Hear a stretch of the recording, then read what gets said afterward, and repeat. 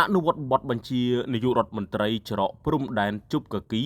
និងច្រកទ្វារព្រំដែនជាំក្នុងខេត្តឧត្តរមានជ័យត្រូវបានបិទហើយតបតាមការសម្រេចជាឯកតោភាគីរបស់យោធាថៃដែលបានបិទច្រកសាយតាគូជប់កគីមុនខេត្តឧត្តរមានជ័យ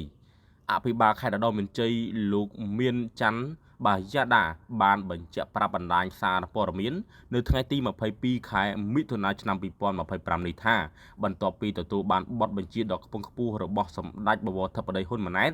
នាយករដ្ឋមន្ត្រីនៃព្រះរាជាណាចក្រកម្ពុជានៅថ្ងៃទី22ខែមិថុនានេះច្រកព្រំដែនជប់កគីនិងច្រកទ្វារព្រំដែនជាំក្នុងខេត្តឧត្តរមានជ័យត្រូវបានបិទជាស្ថាពរហើយ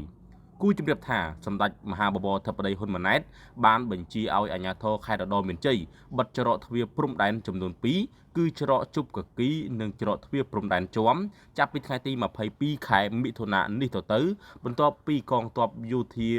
ភូមិភាគ2របស់ថៃបានប្រកាសបិទច្រកសាយតាគូជប់កគីជាឯកតោភាគីមុនស្ថិតនៅក្នុងស្រុកបន្ទាយអំពិលខេត្តឧត្តរមានជ័យ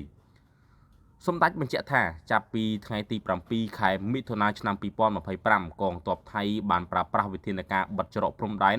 និងកែប្រែពេលវេលានៃការបិទបើកច្រកព្រំដែនរវាងប្រទេសទាំងពីរជាឯកតោភាគីដោយមិនបាន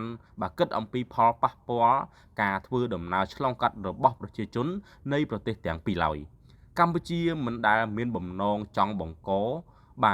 ការលំបាកដល់ប្រជាពលរដ្ឋនៃប្រទេសទាំងពីរដែលរស់នៅឬធ្វើដំណើរឆ្លងកាត់ច្រកព្រំដែននោះទេប៉ុន្តែកងទ័ពថៃនៅតែបន្តប្រើវិធីបែបនេះគឺដើម្បីដាក់គំនាបមកលើកម្ពុជានោះគឺកម្ពុជាកំដរបានគ្រប់ពេលវេលាសម្ដេចបញ្ជាក់បន្ថែមទៀតថាចំពោះកម្ពុជាមានការឯកភាពពីថ្នាក់ដឹកនាំប្រទេសរហូតដល់កងទ័ពជួរមុខបើនាយករដ្ឋមន្ត្រីចេញបញ្ជាអ្វីមួយហើយគ្រប់ស្ថាប័នជាតិនិងក្រោមជាតិរួមទាំងកងទ័ពគឺអនុវត្តបទបញ្ជានោះយ៉ាងម៉ឺងម៉ាត់ចំពោះការបើកច្រកព្រំដែនរវាងកម្ពុជានិងថៃមិនមានការចាំបាច់ក្នុងការចរចាទ្វេភាគីរឿងបើកច្រកព្រំដែនរវាងប្រទេសទាំងពីរនោះទេបើភាគីថៃពិតជាចង់បើកច្រកឲ្យដូចប្រក្រតីឡើងវិញនោះគឺអាចធ្វើបានយ៉ាងងាយស្រួលនិងលឿនបំផុតកងទ័ពថៃដែលជាអ្នកចាប់ផ្ដើមបិទច្រកជាឯកតោភាគីត្រូវធ្វើការបើកច្រកឡើងវិញជាឯកតោភាគីឲ្យដូចស្ថានភាពមុនថ្ងៃទី7ខែមិថុនាឆ្នាំ